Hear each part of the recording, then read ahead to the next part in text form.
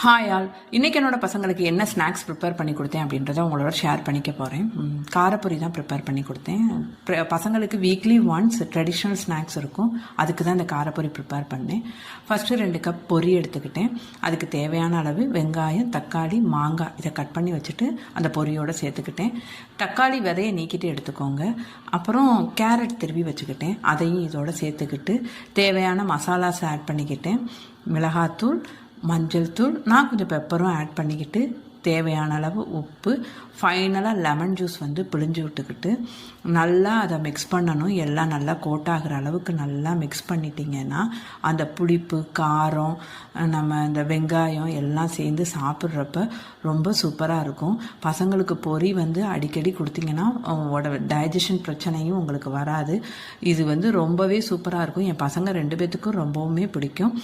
இந்த மாதிரி ரெசிபிக்கு நம்ம சேனலை ஃபாலோ பண்ணிக்கோங்க, சப்ஸ்கிரைப் பண்ணிக்கோங்க. Thank you.